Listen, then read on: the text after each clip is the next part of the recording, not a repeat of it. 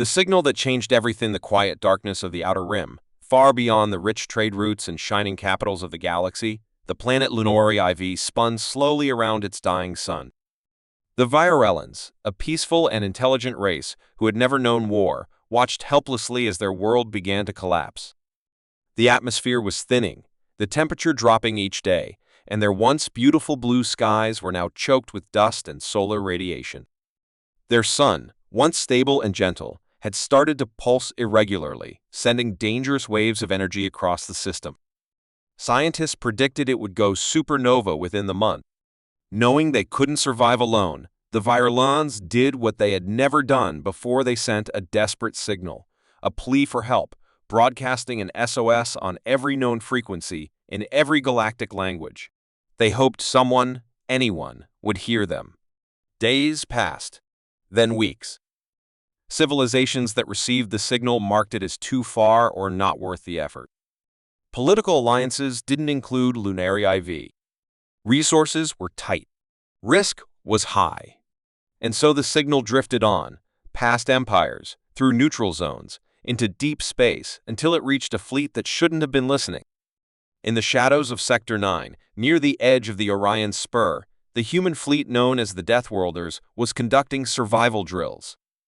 They were named not for war crimes or cruelty, but because humans came from Earth, a death world where evolution was brutal, nature unforgiving, and life fought tooth and nail to exist. The galaxy feared them, misunderstood them, and often avoided them. But that didn't stop humans from exploring the stars, trying to prove they belonged. On the flagship Iron Resolve, Commander Elena Rourke stood in the command center as the strange signal was decoded. The voice in the message trembled with fear, asking for help, begging anyone to listen.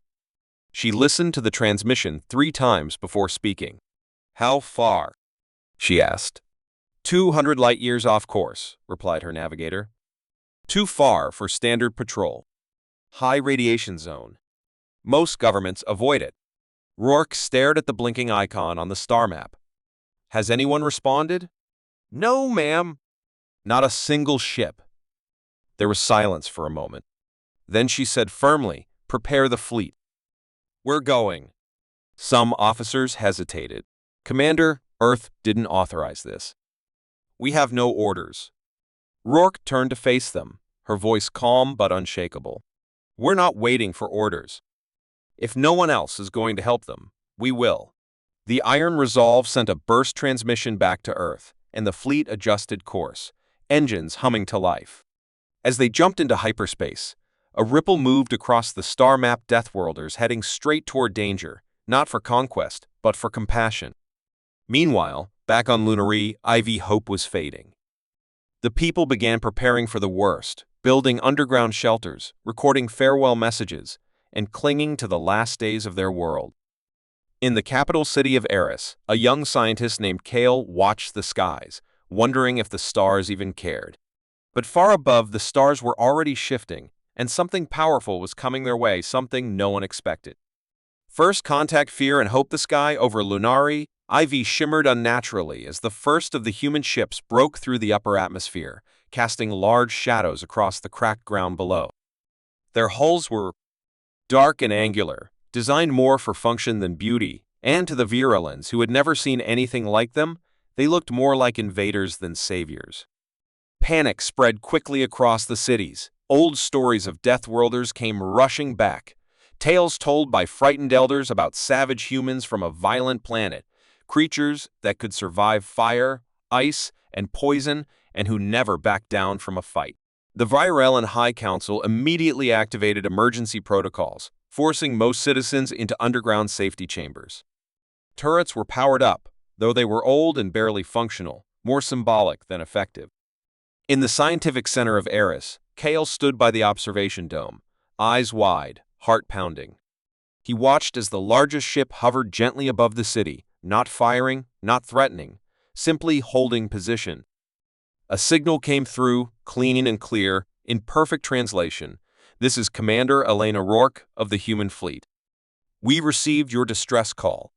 We are here to help." The message repeated calmly, patiently. The council refused to answer. Some feared a trap.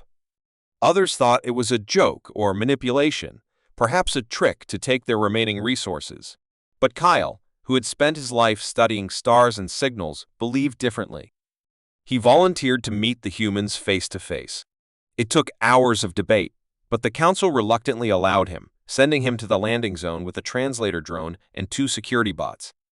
The ship opened silently, and from the darkness, Commander Rourke stepped out tall, calm, wearing a simple uniform without weapons. Her eyes were tired but kind. Kyle was stunned. She didn't look like a monster. She looked like someone who'd seen too much and still chose to care. "You're real," Kyle whispered. "So are you," she replied with a soft smile. They walked side by side as she explained the purpose of their arrival. Their ships were equipped with medical units, terraforming tools, emergency habitats, and enough supplies to assist in a full planetary evacuation. Kyle was shocked. "You're here to save us?" Rourke nodded. "We came because no one else did. But we have limited time and even more limited resources. We need your cooperation." That evening, Kale returned to the council, showing footage, data, and proof. He begged them to listen. "They're not here to conquer us. They're here to keep us alive." After a long, tense vote, the council agreed to a trial collaboration. Human crews were allowed to land and assess key population centers. Within hours, teams were moving with swift, disciplined efficiency, scanning terrain, measuring solar instability, and setting up communication networks. The humans worked like people who had done this before, people used to chaos and emergencies. The Virellans, cautious but curious, began to assist. Together, they discovered the horrifying truth. The sun wasn't dying slowly, it was accelerating. A series of unstable solar flares meant they had less than 30 days before complete destruction. Kale stood beside Rourke as the numbers scrolled across the screen. "There's no way off in time," he said quietly. Rourke stared at the data. "Then we find a way." That night, as Virellans gathered in secret to whisper about the strange, fearless humans, Kale recorded a message to his people. They answered when no one else did. Maybe, just maybe, the galaxy was wrong about them. Above them all, in silent orbit, the Deathworlder fleet watched over the planet like dark guardians, waiting for the next move, racing against time, and refusing to give you racing against the dying sun. The days following the humans' arrival passed like a blur, each hour filled with desperate work, growing tension, and impossible choices. The human fleet had deployed modular shelters and portable energy shields in the most vulnerable areas of Lunari IV, but everyone knew these were only temporary solutions. The solar flares had begun to increase in frequency, and the sun's unstable core now throbbed like a wounded beast ready to explode. Commander Elena Rourke paced through the temporary operations center, a massive dome constructed overnight by human engineers with the help of Virellon volunteers. Screens displayed data from satellites, ground teams, and atmospheric sensors, all confirming the same grim truth. The planet had no more than 18 days left. Kyle worked beside her, leading his own scientific team in trying to calculate the safest zones for evacuation and identifying structures strong enough to shield people for even a few more hours when the end came. They didn't have enough ships for a full planetary evacuation. Rourke had already sent an emergency request to other human colonies and allies, but no reinforcements had arrived yet and no promises were made. Most species still feared humans or doubted the Virellans' value. Elena wasn't surprised, but it still stung. The truth was simple: if they couldn't get everyone off the planet, many would die. And yet no one gave up. The Deathworlders, known across the stars as terrifying survivors, now showed the full meaning of their name: not destruction, but resilience. They worked around the clock, repairing Virellon ships that hadn't flown in decades, modifying cargo bays to carry families, and even building launch pods from scrap metal and fuel cells. Soldiers carried children, scientists slept on their terminals, and mechanics bled from their hands as they welded hulls under radiation storms. Meanwhile, deep beneath the surface of the Virellon capital, opposition brewed. Some high-ranking officials, still distrustful of the humans, believed their presence was a trick and excuse to win loyalty, to show off power, or worse, to claim Lunari IV's mineral-rich ruins once the people were gone. They formed a secret alliance, preparing to sabotage key systems and halt the evacuation until full control was handed back to the Council. Kale stumbled upon a piece of their plan accidentally, finding corrupted code in one of the launch schedules. He immediately brought it to Elena. "They're trying to delay us," he said, his voice filled with disbelief. "Even now, they think you came for conquest." Rourke's expression was grim. Fear is louder than reason when death is near. That night, she addressed both humans and Varellans in a joint broadcast. Her voice echoed through every speaker across the cities and ships. "We came because you asked for help, not to take anything. We came knowing we might not be welcomed, but we will not abandon you. We are fighting for your survival, and if that means risking everything, then so be it. But we cannot do it alone." The message struck a chord. Slowly, the mood began to shift. More Varellans volunteered. Tensions eased. And in the shadows, the saboteurs began to falter, losing support.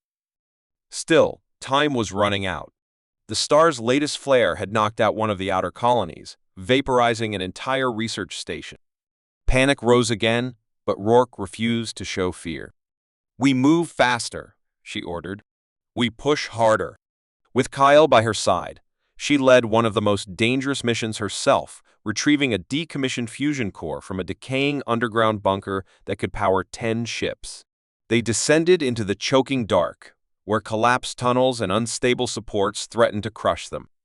A quake split the floor, and one of Rourke's engineers was injured, trapped under rubble.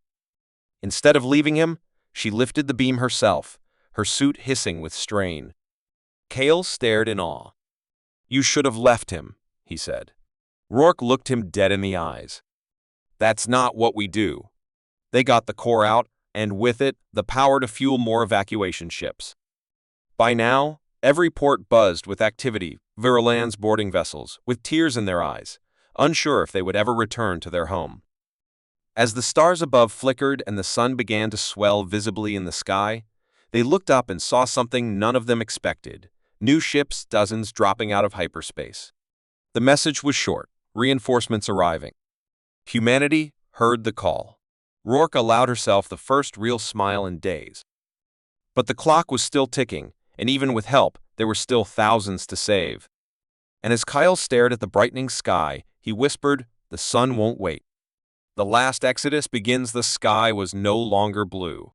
A deep, unnatural red hue had spread across the heavens as Lunary IV's sun boiled with unstable energy, casting shadows that pulsed like the heartbeat of a dying world. Every few hours, solar flares arched outwards, burning the edges of the planet's atmosphere. Communication satellites failed one by one, the magnetic fields distorted, and static screamed through every unshielded speaker. But within this chaos, the greatest rescue effort in the history of the virulent species had begun. The Deathworlder's humans from the harshest planet in the known galaxy were everywhere, working beside aliens who once feared them, now trusting them with their lives. The reinforced human ships, built for combat and endurance, were modified to carry entire cities. Cargo bays were repurposed into living spaces. Even warships were turned into temporary refugee carriers.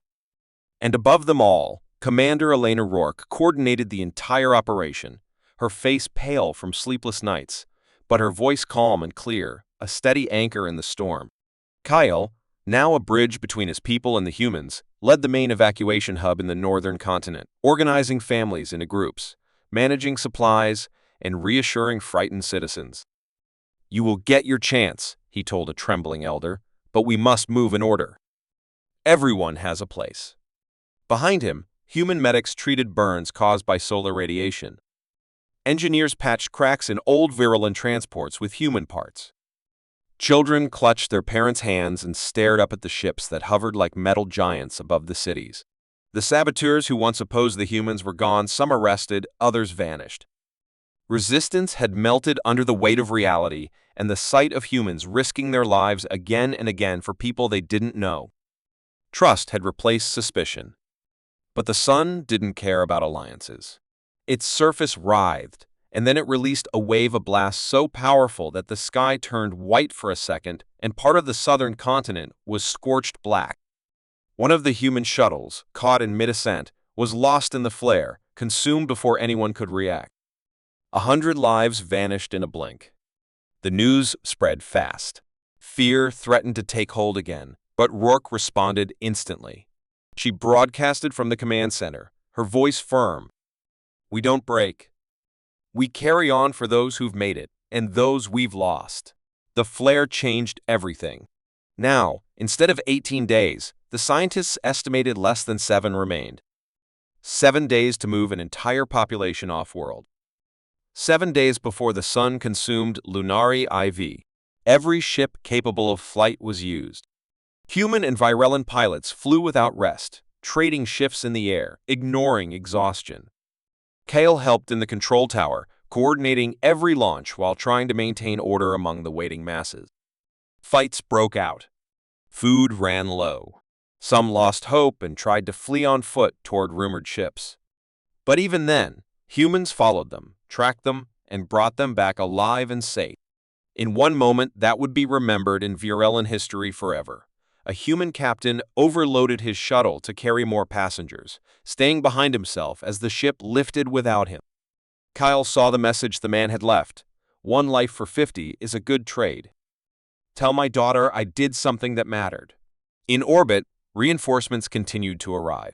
Ships with alien markings, the few species who chose to follow humanity's example, dropped out of hyperspace. Not all stayed, and not all helped, but those who did were guided quickly into formation.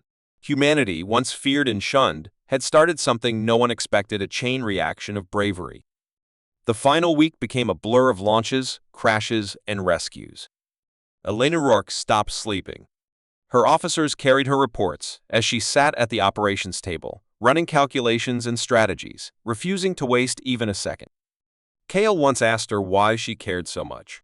She replied without looking up, "Because once, no one came for us. We promised it wouldn't happen again." With 2 days left, the first signs of atmospheric collapse began. Temperatures spiked. Plants withered. Storms grew wild and unnatural. One of the evacuation routes was lost to a quake. Hundreds were trapped beneath rubble. Kyle led a rescue team himself, crawling into shattered tunnels with human marines. They pulled survivors out with bare hands, wrapped in blankets, eyes wide with disbelief that anyone still came for them. Kale's hands bled. His lungs burned. But he kept going, thinking only of the voice that first answered the SOS, the voice that didn't ask for permission, only asked, "How can we help?" Now, as the sun swelled visibly in the sky, its edge beginning to peel with unstable plasma, only 1 day remained. The last ships prepared for launch. The evacuation was nearly complete, but thousands were still waiting. The last night fell on Lunari IV not with peace, but with sirens, engines, and the thrum of desperation. And in the silence between launches, Kyle looked up and saw Elena Rourke standing alone on a platform, staring at the sun with eyes full of fire and sorrow. Tomorrow, it would all end one way or another. When the sun rose for the last time, the final day arrived, with a sky that no longer held any shade of blue. It was a canvas of flame, streaked with waves of orange and red, like a warning written across the heavens. Lunari IV's sun had grown enormous, swollen beyond natural limits, its surface cracking with violent energy that promised destruction. The air was thick, heavy with heat and despair, yet the spaceport remained alive with purpose. Evacuation ships lined the horizon like silent guardians, their engines roaring as they took wave after wave of survivors skyward. Elena Rourke stood at the center of it all, her uniform scorched at the edges, her voice raw from hours of commands, but her will unshaken. The final roster was in her hands, 10,000 left to evacuate. "We finish what we started," she told her crew. "No one gets left behind. Not on my watch." Kale had barely rested in 3 days. His eyes burned with exhaustion, but he refused to sit down. He moved through the crowds, organizing families, helping the injured, lifting children into the arms of waiting pilots. The faces around him had changed. They no longer looked at humans with fear, but with something close to awe. The people of Lunari IV had witnessed what true allies looked like. Even in the face of death, the Deathworlders did not abandon them. Every hour counted. The sun spat another flare, and the ground shook with its fury. Entire power grids failed, and the artificial shields protecting the evacuation zones began to flicker. But the humans came prepared. Their portable barriers replaced the failing virulent tech in seconds. Soldiers formed living lines between the crowd and the chaos. The galaxy watched through hidden channels, many too afraid to send help, but now deeply ashamed. The image of one species giving everything to save another had spread like wildfire, sparking quiet movements on other worlds. But there was no time to dwell on that. There was only this moment, this last chance. In the command ship orbiting above, Elena received word from her engineers. The planet's magnetic field had begun collapsing. Time had run out. One final solar pulse was predicted within the hour. If the last ships didn't launch before then, none of them would make it. She opened a channel to every captain. Begin final lift sequence. We go now. But just then, a critical problem emerged. One of the last landing ships was damaged during docking, and thousands were still waiting. The numbers didn't match.